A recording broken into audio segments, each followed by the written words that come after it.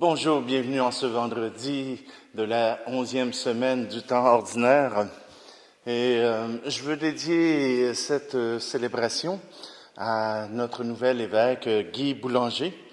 Ça faisait depuis 1 an que notre évêque avait démissionné pour cause de santé.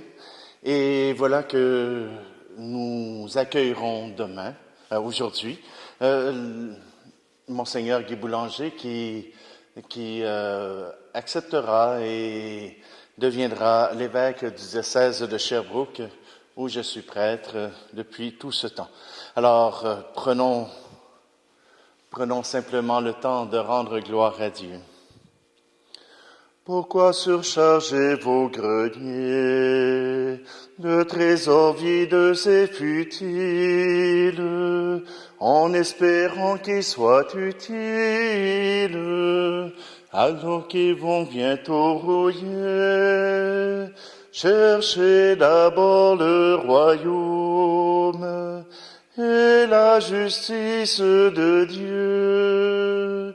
Cherchez d'abord le royaume, le reste vous sera donné. Nous sommes réunis au nom du Père, du Fils et du Saint-Esprit. Le Seigneur soit avec vous.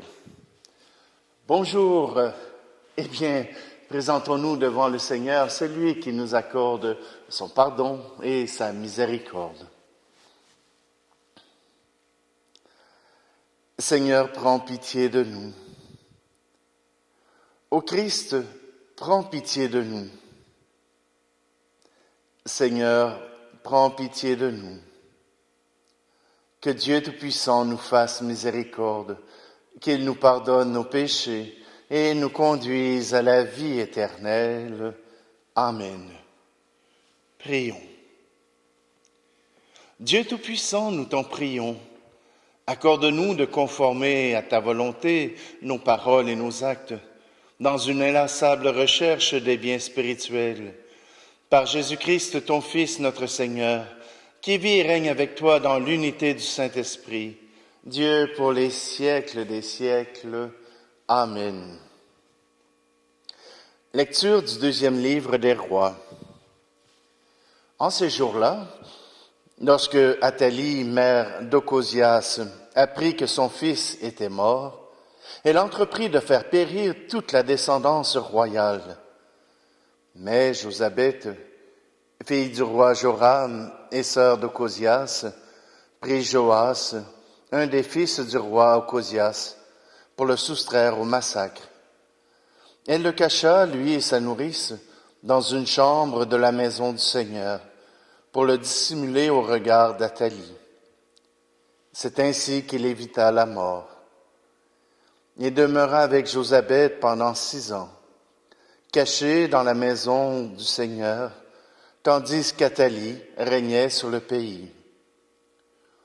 Au bout de 7 ans, le prêtre Joad envoya chercher les officiers des mercenaires et des gardes, et les fit venir près de lui dans la maison du Seigneur.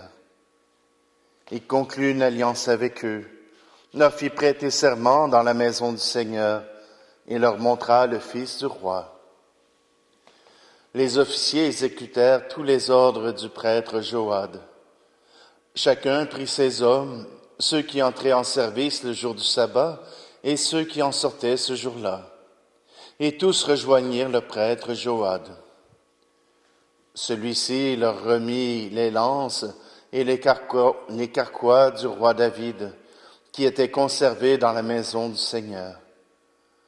Les gardes se postèrent, les armes à la main devant l'autel, du côté sud et du côté nord de la maison, afin d'entourer le futur roi. Alors Joad fit avancer le fils du roi, lui remit le diadème et la charte de l'alliance, et on le fit roi. On lui donna l'onction. On l'acclama en battant des mains et en criant « Vive le roi !» Athalie entendit cette clameur des gardes et du peuple, et elle accourut vers le peuple à la maison du Seigneur. Et voilà ce qu'elle vit. Le roi, debout sur l'estrade selon le rituel. Auprès de lui, les officiers et les trompettes et tout le peuple du pays criant sa joie, tandis que les trompettes sonnaient. Alors il déchira ses vêtements et s'écria, « Trahison, trahison !» Le prêtre Joad donna cet ordre aux officiers. « Faites-la sortir de la maison à travers vos rangs. Si quelqu'un veut la suivre, frappez-le par l'épée. » En effet, le prêtre Joad avait interdit de la mettre à mort dans la maison du Seigneur. On mit la main sur elle, et elle arriva au palais par la porte des chevaux. C'est là qu'elle fut mise à mort.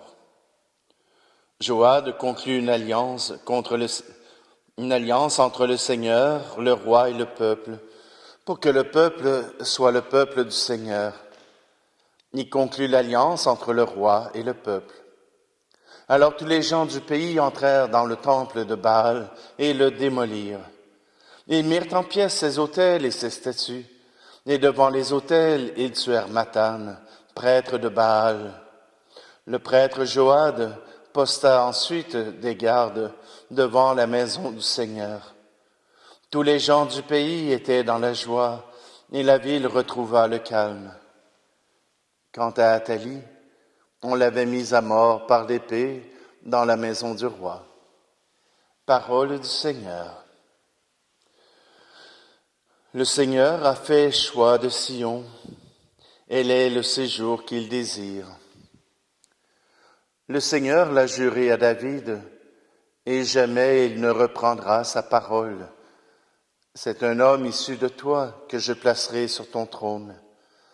Si tes fils gardent mon alliance, les volontés que je leur fais connaître, leurs fils eux aussi à tout jamais siégeront sur le trône dressé pour toi. Car le Seigneur a fait choix de Sion. Elle est le séjour qu'il désire. Voilà mon repos à tout jamais. C'est le séjour que j'avais désiré. Là, je ferai germer la force de David pour mon Messie. J'ai allumé une lampe. Je vais tirer ses ennemis de honte, mais sur lui, la couronne fleurira. Le Seigneur a fait choix de Sion. Elle est le séjour qu'il désire. Alléluia, Alléluia, Alléluia, Alléluia. Heureux les pauvres de cœur, car le royaume des cieux est à eux. Alléluia, Alléluia, Alléluia, Alléluia. Le Seigneur soit avec vous. Évangile de Jésus-Christ selon saint Matthieu. En ce temps-là, Jésus disait à ses disciples, « Ne vous faites pas de trésors sur la terre, là où les mythes et les vers les dévorent, où les voleurs percent les murs pour voler. Mais faites-vous des trésors dans le ciel, là où il n'y a pas de mythes ni de vers qui dévorent, pas de voleurs qui percent les murs pour voler, car là où est ton trésor, là aussi sera ton cœur. La lampe du corps, c'est l'œil. Donc si ton œil est limpide, ton corps tout entier sera dans la lumière. Mais si ton œil est mauvais, ton corps tout entier sera dans les ténèbres. Si donc la lumière qui est en toi est ténèbre, comme elles seront grandes les ténèbres. Acclamons la parole de Dieu. Mettre son trésor dans les cieux, c'est facile. Mais pourtant, comme être humain, nous avons besoin d'être entourés d'objets. Cela rassure notre psychologie, d'avoir des objets qui nous rappellent, qui nous aident à nous souvenir ou qui peuvent nous servir à nous protéger. Voilà que ces objets sont là pour nous rassurer. Mais ce que le Seigneur nous dit, c'est que c'est pas là l'important. Ce n'est pas dans l'amassement de richesses que nous pouvons rassurer notre cœur. Mais c'est en étant amis avec le ciel, amis avec le Seigneur. Nous avons le choix, nous pouvons vivre pour les 60, 70 ans, 80, 90 ans de notre vie, ou bien nous préparer à vivre l'amour pour l'éternité. À vous de faire votre choix. Tout simplement que Jésus nous dit que là où tu mets ton cœur, là où tu mets ta vie, là aussi tu habites. Tu ne peux pas dire merci Seigneur et tout de suite après frapper un enfant ou frapper quelqu'un. Tu ne peux pas. Tu ne peux pas simplement dire au Seigneur, je te donne toute ma vie, mais quitter la messe parce qu'il faut que tu ailles à un rendez-vous important où tu pourras signer un chèque important. Jésus nous invite à mettre tous nos œufs dans le même panier et de les mettre dans le cœur de Dieu, dans le cœur du Père. Si ton œil est limpide, ton corps tout entier sera dans la lumière, mais si ton œil est mauvais, ton corps tout entier sera dans les ténèbres. Je prends un exemple tout simple. Souvent, dans notre société, du moins ici au Québec, des fois, on nous dit, les femmes ne savent plus s'habiller, elles en montrent trop, et voilà que, elles se font attaquer. Si ton œil est limpide, tu ne les attaqueras pas, tu ne les violeras pas, tu vas simplement admirer la beauté que le Seigneur a mis sous tes yeux. Mais si tu as un œil mauvais, alors tu chercheras un moyen de t'approprier, de garder pour toi ce que tu as trouvé beau et joli. Mais cela ne veut pas dire que tu respectes ce qui t'est donné. Peut-être que mon exemple est faux, mais je pense que notre regard sur les autres indique assurément ce que nous sommes de l'intérieur. Ce n'est pas parce qu'une rose est jolie qu'il faut l'arracher pour la mettre sur son corsage. Elle peut quand même continuer de fleurir dans son bosquet. Je reviens sur le livre des rois. Je pense qu'on a besoin de quelques explications pour comprendre un peu ce qui s'est passé là-bas. Le livre des rois nous parle, et à ce moment-là, eh bien, le royaume est séparé en deux. Il y a Juda qui comprend Jérusalem et Bethléem, et il y a les 10 autres tribus qui sont autour du lac de Galilée. Les 10 autres tribus se partagent un grand territoire et voilà que les rois se battent entre eux pour avoir le contrôle sur la grandeur d'un village. Oui, on parle toujours de pays, on parle toujours... Non, un pays, c'est le village et sa région autour. Et voilà que Athalie, et c'est quelque chose qu'on voit régulièrement dans la suite pour avoir le pouvoir, pour avoir le contrôle sur les héritiers. Quand on élimine le roi, on élimine toute la famille. Ainsi, il n'y a pas personne pour revendiquer ce trône que nous avons volé. Et n'ayez pas peur, ça existe encore aujourd'hui. Oui, ça existe encore aujourd'hui.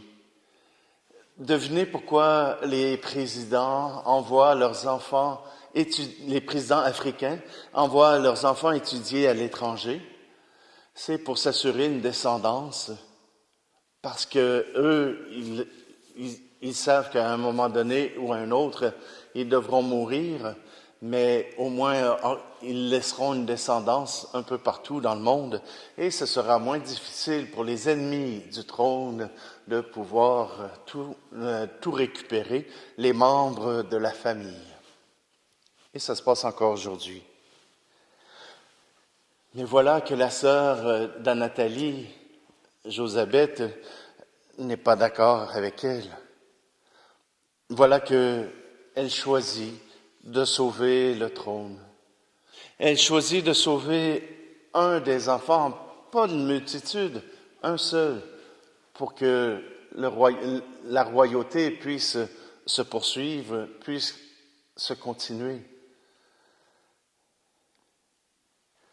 Voilà que Nathalie a été déjouée par son propre complot. Et le prêtre,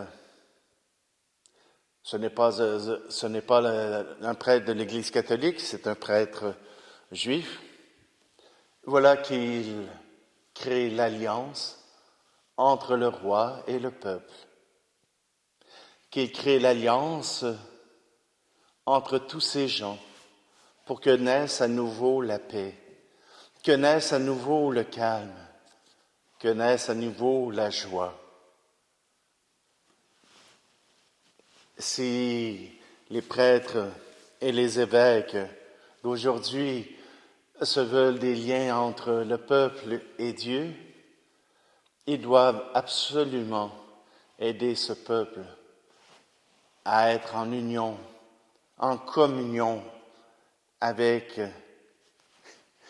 Dieu.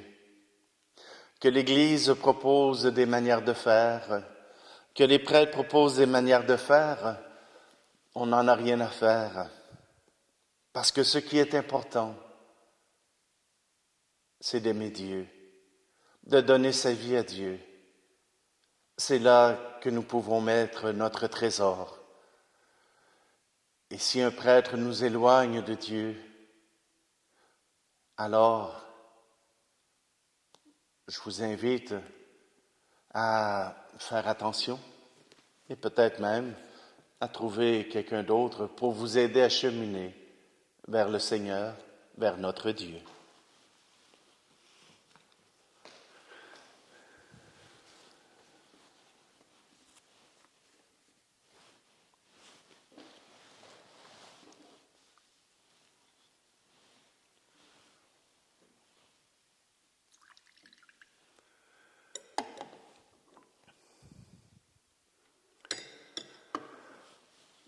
Tu es béni, Seigneur Dieu de l'univers, toi qui nous donnes ce pain, fruit de la terre et du travail des hommes et des femmes, et deviendra pour nous le pain de la vie. Tu es béni, Seigneur Dieu de l'univers, toi qui nous donnes ce vin, fruit de la vigne et du travail des hommes et des femmes, et deviendra pour nous le vin du royaume éternel.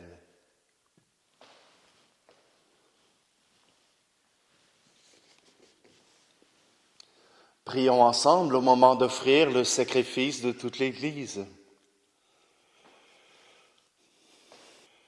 En célébrant tes mystères, Seigneur, pour te servir comme il convient, nous te supplions humblement que les dons offerts pour honorer ta gloire nous fassent progresser vers le salut par le Christ, notre Seigneur.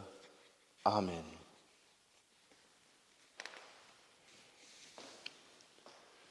Le Seigneur soit avec vous.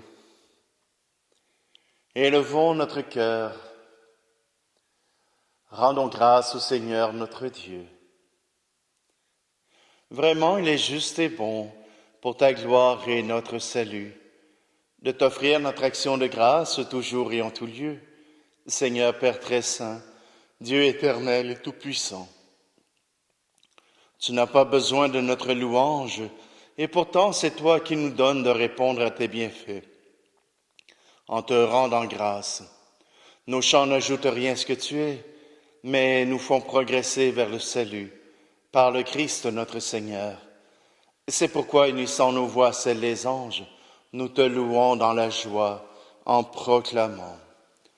Saint Seigneur est ton nom, au plus haut dans les cieux. Béni soit celui qui vient, Jésus-Christ le Seigneur. Cieux et terre sont remplis, ta joie brille en nos cœurs. Acclamons, acclamons les louanges du Seigneur. Toi qui es vraiment saint, toi qui es la source de toute sainteté, Seigneur, nous te prions. Sanctifie ces offrandes en répandant sur elles ton esprit, qu'elles deviennent pour nous le corps et le sang de Jésus le Christ, notre Seigneur. Au moment d'être livré et d'entrer librement dans sa passion, il prit le pain, il rendit grâce, il le rompit et le donna à ses disciples en disant, « Prenez et mangez-en tous, ceci est mon corps livré pour vous. »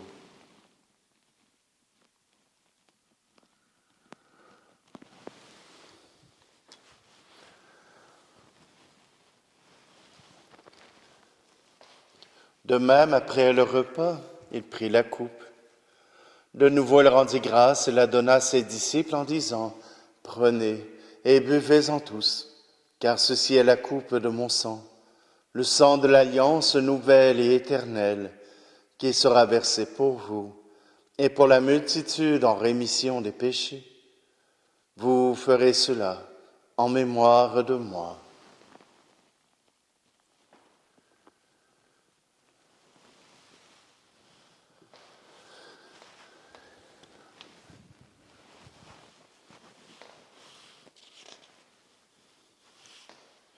Il est grand le mystère de la foi. Nous annonçons ta mort, Seigneur Jésus. Nous proclamons ta résurrection. Nous attendons ta venue dans la gloire. En faisant ici mémoire de la mort et de la résurrection de ton Fils, nous t'offrons, Seigneur, le pain de la vie et la coupe du salut, et nous te rendons grâce car tu nous as estimés dignes de nous tenir devant toi pour te servir. Humblement, nous te demandons qu'en ayant part au corps et au sang du Christ, nous soyons rassemblés par l'Esprit Saint en un seul corps. Souviens-toi, Seigneur, de ton Église répandue à travers le monde. Fais-la grandir dans ta charité, en union avec notre pape Léon, notre archevêque Guy Boulanger, et tous les évêques, les prêtres et les diacres. Souviens-toi aussi de nos frères et sœurs qui se sont endormis dans l'espérance de la résurrection, et souviens-toi dans ta miséricorde de tous les défunts. Accueille-les dans la lumière de ton visage. Et sur nous tous, enfin, nous implorons ta bonté. Permets qu'avec la Vierge Marie, la bienheureuse Mère de Dieu, avec Saint Joseph, son époux, les apôtres et tous les saints qui ont fait ta joie au long des âges, nous ayons part à la vie éternelle et que nous chantions ta louange et ta gloire par ton Fils, Jésus, le Christ. Par lui, avec lui et en lui, à toi, Dieu le Père Tout-Puissant, dans l'unité du Saint-Esprit, tout honneur et toute gloire pour les siècles des siècles. Amen. Le cœur confiant, nous te présentons, Seigneur, cette louange pour que nous puissions mettre en toi tout notre être. Notre Père qui es aux cieux, que ton nom soit sanctifié, que ton règne vienne, que ta volonté soit faite sur la terre comme au ciel. Donne-nous aujourd'hui notre pain de ce jour. Pardonne-nous nos offenses, comme nous pardonnons aussi à ceux qui nous ont offensés. Et ne nous laisse pas entrer en tentation, mais délivre-nous du mal. Délivre-nous de tout mal, Seigneur, et donne la paix à notre temps. Soutenus par ta miséricorde, nous serons libérés de tout péché, à l'abri de toute épreuve, nous qui attendons que se réalise cette bienheureuse espérance, l'avènement de Jésus-Christ, notre Sauveur. Car c'est à toi qu'appartiennent le règne, la puissance et la gloire pour les siècles des siècles. Seigneur Jésus-Christ, tu as dit à tes apôtres, je vous laisse la paix, je vous donne ma paix. Ne regarde pas nos péchés, mais la foi de ton Église.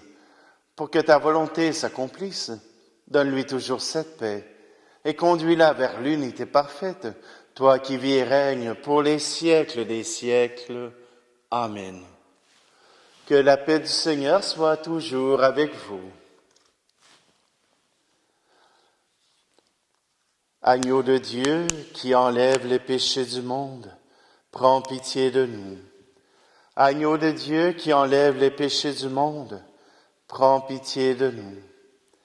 Agneau de Dieu qui enlève les péchés du monde, donne-nous la paix.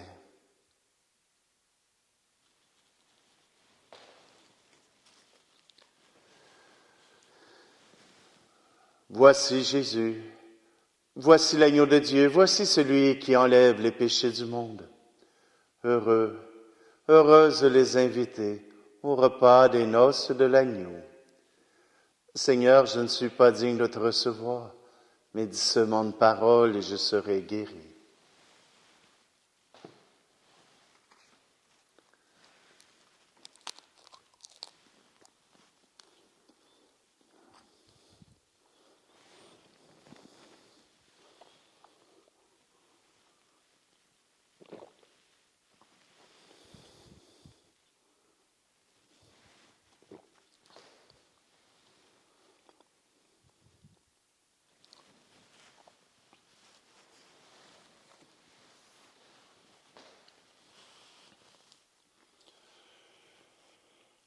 Nous t'en prions, Dieu Tout-Puissant. Donne-nous de recueillir tous les fruits du salut, dont ces mystères sont déjà la promesse et le gage. Par le Christ, notre Seigneur. Amen. Hier, dans les commentaires, quelqu'un m'a demandé pourquoi on t'entend craquer l'hostie, qu'on t'entend manger l'hostie, tu devrais couper le son. Eh bien, je pense que c'est important de pouvoir entendre, de pouvoir voir que l'hostie, elle est mangée. Quand j'étais petit, on me disait, il faut pas que l'hostie touche tes dents. Et souvent, eh bien, elle se ramassait dans mon palais. Et je trouvais ça désagréable et je jouais avec ma langue ou bien avec mon doigt pour décoller l'hostie de mon palais. Mais le Seigneur, quand il a donné le pain à ses apôtres, il l'a fractionné et il leur a donné en leur disant « mangez ». Il n'a pas dit « sucez », il a dit « mangez ». Alors quand vous mangez le Christ, quand vous mangez l'hostie, mangez-la correctement, comme vous mangeriez n'importe quel aliment. Tout simplement parce que Jésus se laisse manger par nous et non pas toutes sortes de mouvements ou de toutes sortes de choses qui voudraient dire que nous ne voulons pas manger le Christ, mais nous voulons l'absorber, mais pas le manger. Le commandement de Jésus, mangez, ceci est mon corps. Alors, mangeons. Le Seigneur soit avec vous, et que Dieu Tout-Puissant vous bénisse, lui qui est Père, Fils et Esprit Saint. Amen. Allez dans la paix et la joie du Christ. Vous valez plus que les oiseaux, et bien plus que les chrysanthèmes. Dieu veille sur tous ceux qui l'aiment, et rien ne leur fera défaut. Cherchez d'abord le royaume et la justice de Dieu. Cherchez d'abord le royaume, le reste vous sera donné. Bonne journée à tous.